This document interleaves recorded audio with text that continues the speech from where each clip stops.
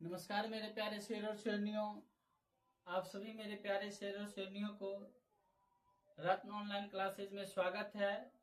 तो आज का क्लास जो होने वाली है वो जबरदस्त होने वाली है, क्योंकि आज जो पढ़ने के लिए मिलेगा वो विदेशी आक्रमण। क्या मिलेगा? विदेशी आक्रमण। और विदेशी आक्रमण में जो भी पढ़ाया जाएगा वो सब आपका एक एक क्वेश्चन अति महत्वपूर्ण होने वाली है, क्योंकि एग्जाम के दृष्टिकोण से एक भी क्वेश्चन छूटने वाली नहीं है। क्योंकि आज जो पढ़ने के लिए मिलेगा वह मोहम्मद, ठीक है, मोहम्मद बिन कासिम, मोहम्मद गोरी और महमूद गजनबी, ये जो तीन जो विदेशी आक्रमण है इसके बारे में हम लोग जानने का प्रयास करेंगे। जो इसलिए आज का क्लास जबरदस्त होने वाली है और सभी के बारे में हम लोग आज डिटेल से जानकारी प्राप्त करेंगे, पूरी विस्तार से। तो देखिए, हम लोग सबसे पहले जानते हैं विदेशी आक्रमण, ठीक है ना, इसके बारे में जानेंगे। तो सबसे पहले आपको यहाँ पर जानना होगा और समझना होगा विदेशी आक्रमण, ठीक है ना। विदेशी आक्रमण मोहम्मद बिन कासिम के बारे में, किसके बारे में? मोहम्मद बिन कासिम के बारे में सबसे पहले पढ़ेंगे। तो मोहम्मद बिन जो कासिम थे, याद रखिएगा, मोहम्मद बिन कासिम ये एक अरब यात्री थे। कहाँ के थे? अरब यात्री थे। 712 ईस्वी में ये भारत पर आक्रमण करते हैं और भारत में सिंध नामक स्थान पर आक्रमण करते हैं 712 ईस्वी में। उस समय, जिस समय ये मोहम्मद बिन कासिम भारत पर आक्रमण करते हैं, उस समय सिंध पर दाहिर का शासन था। किसका शासन था? दाहिर का शासन था। तो आप लोग इस प्रकार से याद रखिएगा और समझिएगा कि ये एक अरब आक्रमणकारी का था। कौन था? अरब आक्रमणकारी। ये जो मोहम्मद बिन कासिम थे वो अरब के यात्री थे और अरब आक्रमणकारी थे। आक्रमण कब किए थे? 712 ईस्वी में आक्रमण किए थे।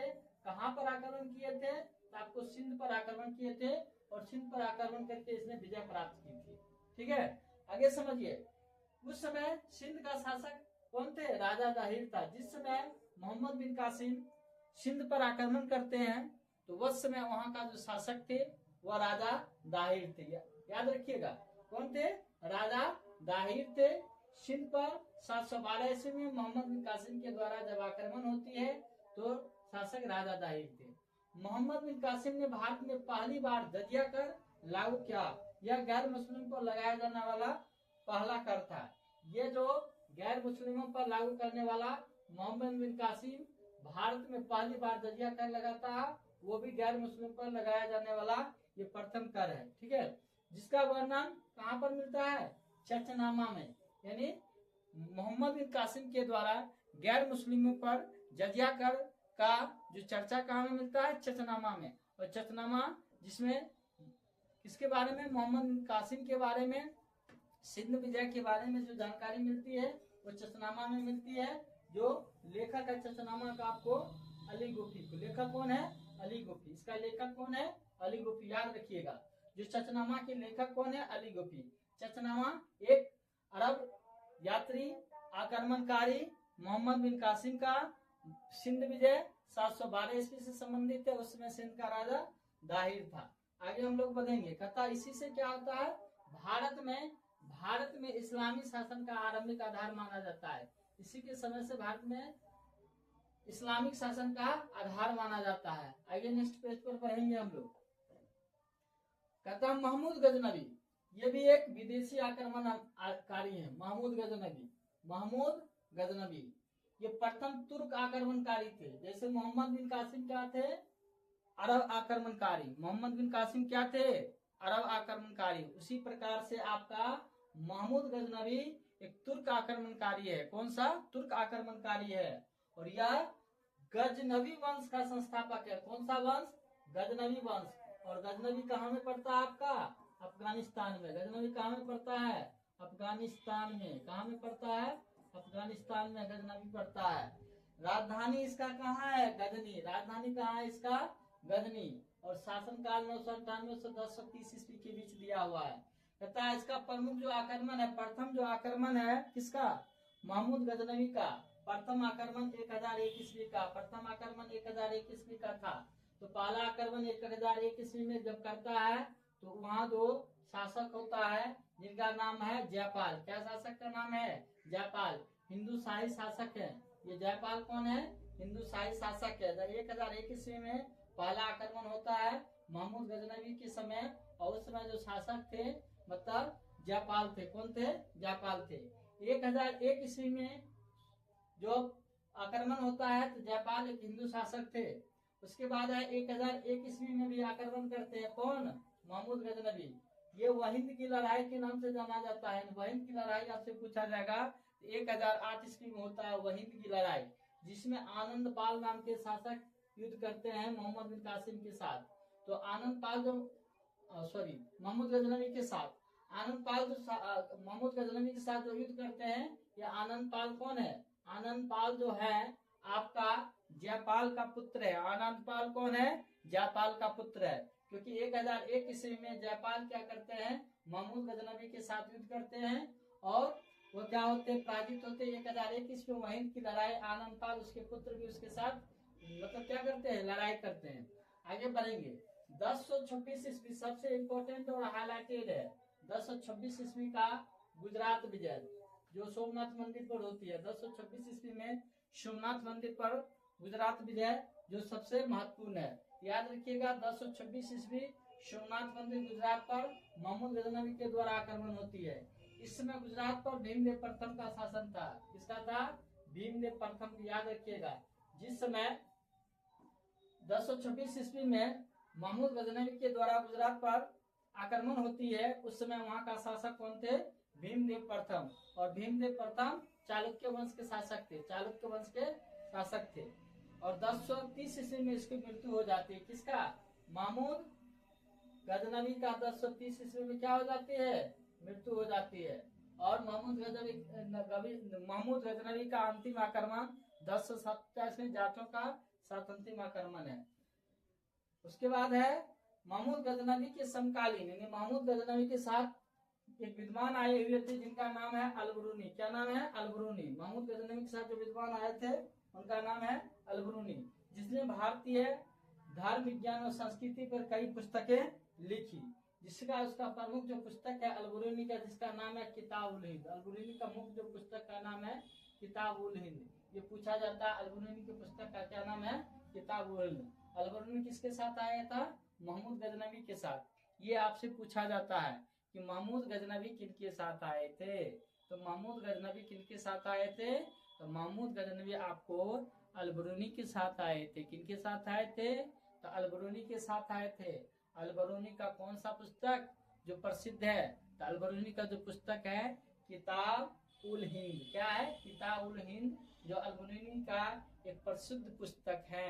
आगे हम लोग जानकारी प्राप्त करेंगे। देखिए मोहम्मद गोरी, अब जो हम लोग पढ़ेंगे किनके बारे में पढ़ेंगे? मोहम्मद गोरी के बारे में पढ़ेंगे। और मोहम्मद गोरी का 1175 का मुल्तान आक्रमण प्रसिद्ध है। 1175 का जो मुल्तान आक्रमण होता है मोहम्मद गोरी का, ये प्रसिद्ध युद्ध है। और इसमें मोहम्मद गोरी का 1175 का मुल्तान युद्ध में विजय हो पाता है। ठीक है। आगे आपका है 1178 ईस्वी। 1178 ईस्वी में ये गुजरात में आक्रमण करते हैं और इसमें इसका हार हो जाता है। 1178 में ये गुजरात में आक्रमण करते हैं और मोहम्मद गोरी की हार हो जाता है। और 1175 में जो मुल्तान पर आक्रमण करते हैं उसमें वो विजय होते हैं। और 1178 में गुजरात में जो आक्रमण करते हैं उसमें मोहम्मद गोरी की हार हो जाती है।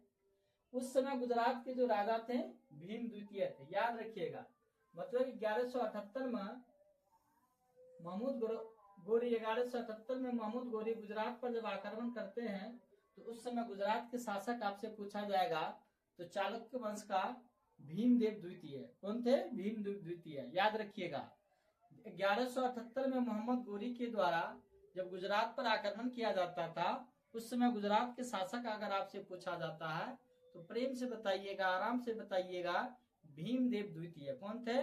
भीमदेव द्वितीय। पता है युद्ध में भीमदेव की माता का नाम नायका देवी है।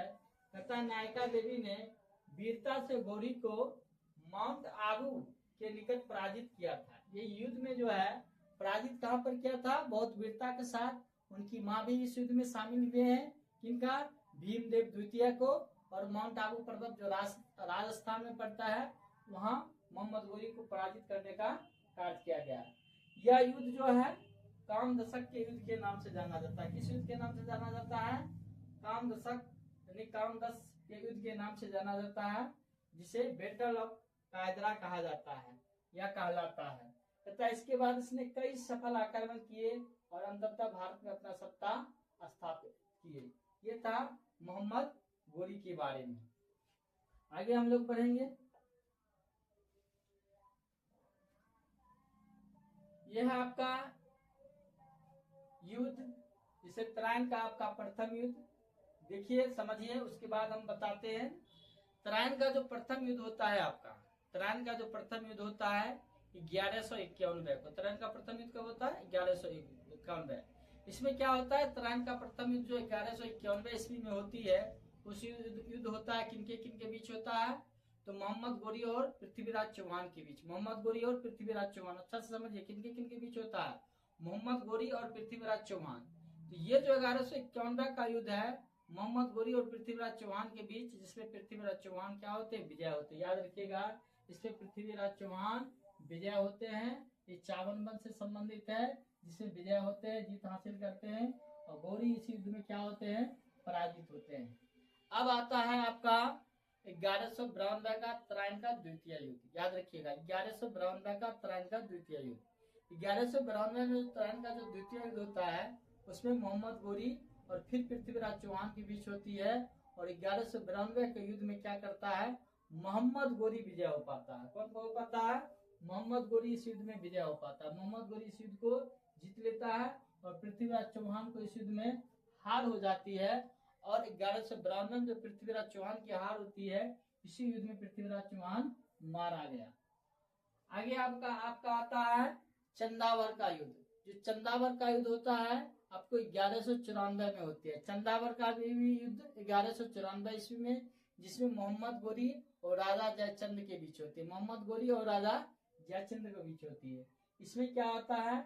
जयचंद की पराजय होती है और इसी युद्ध में जयचंद की मृत्यु हो जाती है और मोहम्मद गोरी इस युद्ध में क्या होता है? जीत जाता है। चंदावर की युद्ध 1194 ईस्वी में। तो इस प्रकार से आप लोगों को जानकारी मिला। और महमूद गजनबी के बारे में सबसे प्रसिद्ध है आपका, जो महमूद गजनबी है वो आपका ना भारत पर 17 बार आक्रमण करने का प्रयास किए थे। महमूद गजनबी, ठीक है ना, महमूद गजनबी भारत में 17 बार आक्रमण करने का प्रयास किया गया था। ये इसका मूल पॉइंट छूट गया था, ये जानकारी देना जरूरी था। ये कौन है? महमूद गजनबी। महमूद गजनबी एक ऐसा शासक था जो भारत पर 17 बार आक्रमण करने का प्रयास किए। ठीक है, तो इस प्रकार से आज का हम जो पढ़े हैं वह था आपका विदेशी आक्रमण। विदेशी आक्रमण में किसके किसके बारे में पढ़े? मोहम्मद बिन कासिम के बारे में पढ़े, महमूद गजनबी के बारे में पढ़े और मोहम्मद गोरी के बारे में पढ़े, और एक साथ विदेशी आक्रमण तीनों के बारे में पढ़े। तो जय हिंद मेरे प्यारे शेर और शेरनियों। मैं आशा करता हूं कि आप लोग बहुत अच्छे होंगे और आपका जो भी क्लास आता है जबरदस्त क्लास आता है। आप लोग अच्छा लगता होगा और निश्चित रूप से अच्छा लगता होगा, तो आप अपने प्यारे साथियों के साथ शेयर करें और ढेर सारी वैकेंसियां हैं, इसका फायदा उठाने का प्रयास करें। जय हिंद मेरे प्यारे शेर और शेरनियों।